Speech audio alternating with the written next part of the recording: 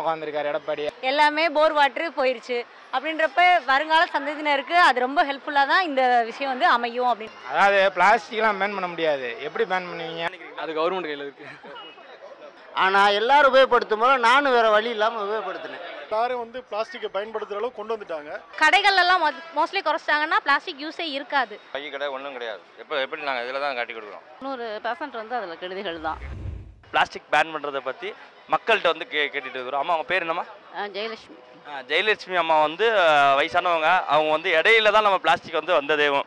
So முன்னாடி வந்து அவங்க மஞ்சள் பை தான் பயன்படுத்தினேன், இப்போது இடையில பிளாஸ்டிக் பயன்படுத்தி மறுபடியும் பைக்கு மாறிட்டேன் அப்படின்றத வந்து சொல்கிறாங்க. அவங்கள்ட்ட என்ன கருத்துக்கள் சொல்கிறாங்கன்னு கேட்டு தெரிஞ்சுக்கலாம். முன்னெல்லாம் பிளாஸ்டிக்குங்கிறதே கிடையாது, இடையில வந்தது தான். பிளாஸ்டிக்னால நிறைய கெடுதல்கள் இருக்குது, கெமிக்கல்ஸ் நிறைய கலக்குறாங்க அதில். அந்த பையை பற்றி சொல்கிறதுக்கு அதில் சூடாக ஏதாவது போட்டோம்னா அப்படி அந்த கலரிங்கு எல்லாமே அது கலந்து அந்த ஃபுட்டுலேயும் கலந்துருது. நம்ம வந்து முந்தி மஞ்சள் பை தான் காய்கறி எல்லாத்துக்குமே உபயோகப்படுத்திட்டு இருந்தோம். அதனால் இப்போயும் நான் வந்து மேக்ஸிமம் வந்து அதே தான் இந்த வரைக்கும் கடைபிடிக்கிறேன். பிளாஸ்டிக்னால ஒரு சில நன்மைகளை தவிர கெடுதிகள் அதிகம்னு சொல்லுவாங்க. 90% வந்து அதில் கெடுதிகள் தான். அதனால் எல்லாருமே பிளாஸ்டிக்கை தவிர்த்தா எல்லாருக்குமே நல்லது. தமிழ்நாட்டில் பிளாஸ்டிக் வந்து பேன் பண்ணியிருக்காங்க, ஒரு 14 வகையான பிளாஸ்டிக்கு. அது வந்து எந்த விதத்தில் உங்களை பாதிக்குது? இதை நீங்கள் ஏற்றுக்கிறீங்களா? இதை எப்படி பார்க்குறீங்க நீங்கள்? ரொம்ப சந்தோஷமாக ஏற்றுக்கிறோம்ப்பா.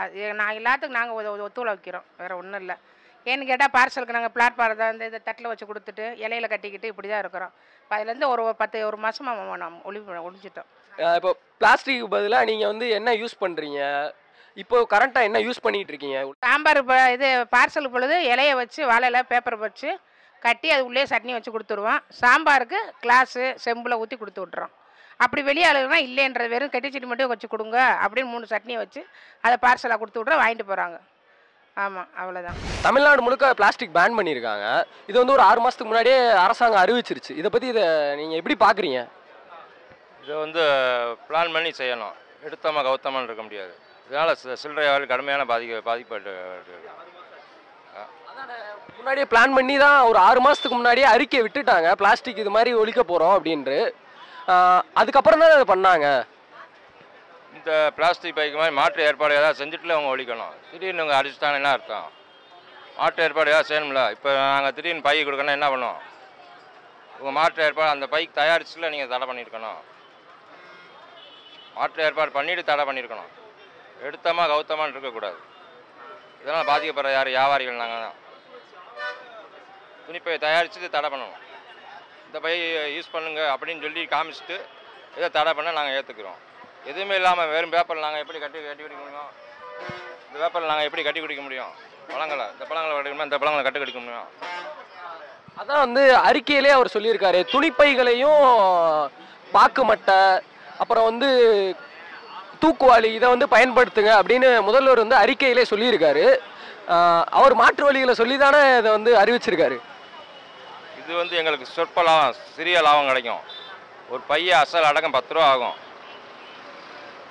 எங்களுக்கு வந்து 1 ரூபாய்க்கு தகுந்த மாதிரி பை தயார் பண்ணி கொடுக்க சொல்லுங்கள், எங்களுக்கு யூஸ்ஃபுல்லாக இருக்கும். இதில் எங்களுக்கு லாபம் அதிக லாபம் கிடைக்காது, செம்மையான லாபம் தான் கிடைக்கும். அப்படிங்கிறப்ப நாங்கள் எப்படி அதை வாங்கி விற்க முடியும்? பப்ளிக்கில் கேட்டாலும் தரமாட்டேங்கிறாங்க. எங்களுக்கு மாற்று ஏற்பாடு பண்ணி நீங்கள் தடை பண்ணியிருக்கலாம், அதை நாங்கள் வரவேற்போம். புரியுங்களா?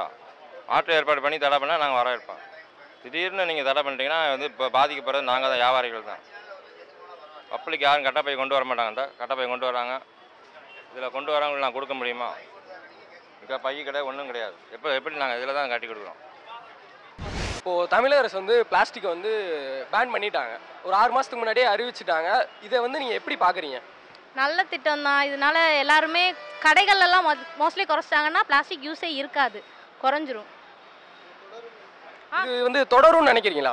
கண்டிப்பாக கண்டினியூ ஆகும். ஷாப்பில் ஸ்டாப் பண்ணிட்டாங்கன்னா அவ்வளோதான், அங்கே தானே நம்ம வாங்குகிறோம். அவங்களே ஸ்டாப் பண்ணிட்டாங்கன்னா அப்புறம் நம்மளை யூஸ் பண்ண மாட்டோம்ல. இதனால உங்களுக்கு ஏதாவது சிரமம் இருக்கா? அதெல்லாம் இல்லை, சிரமம் இல்லை. நிலத்தடி நீர்லாம் சேவ் ஆக தானே போகுது, ஃபியூச்சர் ஜென்ரேஷனுக்கு யூஸ் ஆகும்ல, ஒன்றும் பிரச்சனை இல்லை. இதுக்கு வந்து மக்கள் எந்த அளவுக்கு ஆதரவு கொடுக்கணும், எந்த விதமான ஆதரவு கொடுக்கணும்?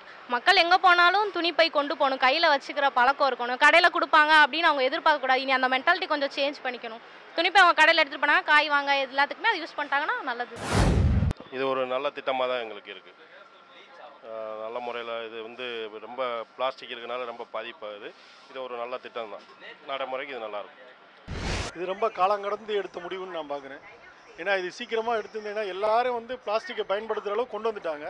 கொண்டு வந்து கடைசி நேரத்தில் உச்சக்கட்டத்துக்கு போனோன்னே இந்த வேலையை கொண்டு வந்துருக்காங்க. இதை முதலே பண்ணியிருந்தாங்கன்னா இதை விட சிறப்பாக இருந்திருக்கும், நல்ல ஒரு இதாக இருந்திருக்கும். ஏன்னா எதிர்கால சந்தேகத்துக்கு நம்ம நல்ல விஷயங்களை விட்டு போவோமே, பிளாஸ்டிக்கை ஒழிச்சிட்டு திருப்பி அவங்களுக்கு உண்டான இதை நம்ம விட்டுட்டு போகணுன்ற என்னுடைய எண்ணம். இது வந்து உங்கள் வியாபாரத்தையோ இல்லை உங்களோட பர்சனல் லைஃபையோ எந்த அளவுக்கு பாதிக்குது? கண்டிப்பாக வியாபார ரீதியில் பார்த்தீங்கன்னா பாதிப்பு நிறைய இருக்குதுன்னு சொல்லலாம். ஏன்னா எல்லாருக்குமே பிளாஸ்டிக்கை கொடுத்து பயன்படுத்த வச்சுட்டோம். நம்ம திருப்பி வந்து அது இல்லாதப்போ வியாபாரன்றது வந்து நமக்கு ரொம்ப குறைஞ்சி போச்சுன்னு தான் சொல்லணும். ஆனால் அதுக்காக வந்து நம்ம பூமியை நம்மளே அழிக்கிற மாதிரி பிளாஸ்டிக்கை வந்து ஊக்குவிச்சுட்டே இருக்கக்கூடாது இல்லையா. என்னைக்கா ஒரு நாள் அது திருப்பி மாறி வரும்னு ஒரு நம்பிக்கையில் நாங்கள் இருக்கோம். ஆனால் நிச்சயம் எங்களுக்கெல்லாம் நிறைய பாதிப்பு இருக்கனால. கெடுதி என்பது எனக்கு நீண்ட காலமாகவே தெரியும். ஆனால் எல்லோரும் உபயோகப்படுத்தும் போது நானும் வேறு வழி இல்லாமல் உபயோகப்படுத்தினேன். ஆனால் இன்றைக்கு அதை வந்து நிராகரிப்பது என்பது சரியான விஷயந்தான். அதில் சில சிரமங்கள் இருக்கத்தான் செய்யும். அதில் உற்பத்தியாளருக்கு இருக்கும், அதை உபயோகப்படுத்துகிறவங்களுக்கு இருக்கும். ஆனால் சிரமங்கள் வந்து சில விஷயங்கள் நல்லதுக்காக தாங்கி தான் ஆகணும். இது தொடரும்னு நினைக்கிறீங்க? அது கவர்மெண்ட் கையில் இருக்குது. இல்லை, ஒரு விஷயம் என்னன்னா நம்ம தான் பயன்படுத்துகிறோம், நுகர்வோர் நம்ம தான் பயன்படுத்துகிறோம். நீங்கள் இதை தொடர்ந்து செய்வீங்களா? இல்லை, நான் வந்து இந்த பார்த்தீங்களா இதுவுமே பிளாஸ்டிக் தான். இந்த மாதிரி நான் யூஸ் பண்ணக்கூடாதுன்னு நினைக்கிறேன். ஆனால் அது மாதிரி மற்றவங்க நினச்சா தான் தடுக்க முடியும். இப்போ இது ஃபைலில் தராங்கன்னா நான் இது இப்போ ஒருத்தவங்க தரான்னு எடுத்துங்களேன், அதை நான் யூஸ் பண்ணுவேன், அடுத்து இன்னொருத்தர் தருவேன், அவங்க யூஸ் பண்ணுவாங்க. எல்லாரும் நினச்சா தான் நிறுத்த முடியும், ஒரு ஆள் நினச்சா நிறுத்த முடியாது. பிளாஸ்டிக் பேப்பர் எப்பயோ யூஸ் பண்ணதெல்லாம் இன்னும் மக்கலை அப்படின்னு சொல்கிறாங்க. அப்படின்றப்ப அந்த மண் சாயிலும் ஃபுல்லாக இதாகிருச்சு, டேமேஜ் ஆயிடுச்சு, எல்லாமே போர் வாட்ரு போயிடுச்சு. அப்படின்றப்ப வருங்கால சந்ததியினருக்கு அது ரொம்ப ஹெல்ப்ஃபுல்லாக தான் இந்த விஷயம் வந்து அமையும் அப்படின்றது நம்புகிறோம். அதாவது பிளாஸ்டிக்லாம் பேன் பண்ண முடியாது. எப்படி பேன் பண்ணுவீங்க? ஒரு வாரம் வேணால் சும்மா அந்த பரபரப்பு இருக்கும். அதுக்கப்புறம் திரும்ப இந்த பான் மசாலா, குட்கா, புகையில மாதிரி தெரியாமல் வச்சு விற்க தான் போகிறாங்க, யூஸ் பண்ண தான் போகிறாங்க. ஏன்னா அடியோட தவிர்க்கணும், ஆரம்பத்துலேருந்து தவிர்க்கணும். எங்கேயுமே பண்ணாமல் இங்கே மட்டும் விற்கக்கூடாதுன்னா யாராலையும் முடியாது, நடக்காது. சும்மா ஒரு வாரம் 10 நாள் அந்த படப்படப்பு இருக்கும், அவ்வளோதானே தவிர்த்துட்டு பிளாஸ்டிக் முழுசாக போகாது. எத்தனையோ ஆட்சியில் முயற்சி பண்ணிட்டாங்க, நம்மளால் சும்மா உட்காந்துருக்காரு எடப்பாடி, அவர் முயற்சியில் நடந்துருமாங்க? நடக்க வாய்ப்பு கம்மி, நடந்துச்சுன்னா நல்லது தான். ஆனால் மாற்று ஏதாவது செஞ்சுட்டு நீங்கள் இதை செய்யணும். மாற்றே செய்யாமல் சும்மா பிளாஸ்டிக்கை மூடுனா இந்த எல்லாருமே பாதிக்கப்படுறாங்க. ஏன்னா லேஸ் கம்பெனிக்காரன் போடுறேன், சும்மா எல்லாரும் அதுதான் சொல்கிறாங்க, எல்லா பேக்கிங்குமே பிளாஸ்டிக்கில் தான் வருது. அப்போ அதெல்லாம் நிப்பாட்டிட்டு இங்கே வரணும், மேலே தொட்டுட்டு கீழே வரணும். எடுத்தோடனே அடிமட்டத்தில் அடிச்சுட்டு மேலே போனால் அது கடைசி வரைக்கும் நிப்பாட்ட முடியாது. சும்மா அந்த ஒரு வாரம் 10 நாள் வேணால் இருக்குமே தவிர்த்து திரும்ப பிளாஸ்டிக்கு இதே பஸ் ஸ்டாண்டில் யூஸ் பண்ண தான் போகிறாங்க, அவ்வளோதான். 4 பேர்கிட்ட கேள்வி கேட்டோமா, 40 பேர்கிட்ட ரிவ்யூ வாங்கினோமா, கிளம்பி போகலாமா அப்படின்னு இல்லாமல் ஜிச்சு வந்து ஒரு புது முயற்சியாக இருக்கணும்னு வந்து நாங்கள் வந்து ஆசைப்படுறோம். எப்படின்னா இப்போ கேள்விகள் வந்து 1008 வந்து உங்கள்கிட்டையும் இருக்குது, என்கிட்டையும் இருக்குது. அப்படி இல்லாமல் நாம் வந்து அதுக்கான பதில்கள், ரொம்ப பெரிய பதில்கள் சொல்ல முடியலனாலும் ஏதோ 1 2 இப்போது பேன் பிளாஸ்டிக்னு இருக்குது, அதுக்கு வந்து இப்போ பழைய மெத்தட் படி நீங்கள் வந்து மஞ்சள் பை தூக்கலாம், பண ஓலை பெட்டிலாம் இப்போ கறியெல்லாம் வச்சு கொடுக்குறான்ற மாதிரிலாம் சொன்னாங்க. நான் போய் பார்த்த ஒரு சில இடங்கள்லாம். இப்போது அதுக்கான பதில்களை நோக்கி ஒரு சில இடங்களில் வந்து நாங்கள் நோட் பண்ணியிருக்கோம். அடுத்த கேள்வி பார்க்கலாம். அந்த மாதிரி வந்து மக்கள் வைக்கிற கோரிக்கை என்னென்னா, நீங்கள் வந்து ரொம்ப விலை ஜாஸ்தியாக சொல்கிறீங்க. இப்போது இதுக்கு முன்னாடி வந்து ஒரு ஆர்கானிக் ஃபுட்டு வந்து ஒரு பயங்கரமான ரீச்சில் போயிட்டு இருந்துச்சு. அதுக்கு ஆனால் வந்து எளிமையான மக்கள் அதை கொண்டு போய் சேர்க்க முடியல. என்ன காரணம் பார்த்தா ரேட்டு ஜாஸ்தி, அவங்களால கம்மியாகவும் கொடுக்க முடியாது. ஸோ இப்போ பைகளும் அதே மாதிரி தான், விலை வந்து ஜாஸ்தியாக இருக்குது, அதனால் நாங்கள் வந்து மாறுறதுக்கு ரொம்ப சிரமமாக இருக்குது, நாங்கள் ஏழைப்பாளையம் எங்கே பார்ப்போம் அப்படின்னு கேட்குறாங்க. ஸோ அதை பற்றி நீங்கள் என்ன நினைக்கிறீங்க? இப்போ வந்து காசு கம்மி பண்ணுறதுக்கு எதுவும் வழி இருக்கா?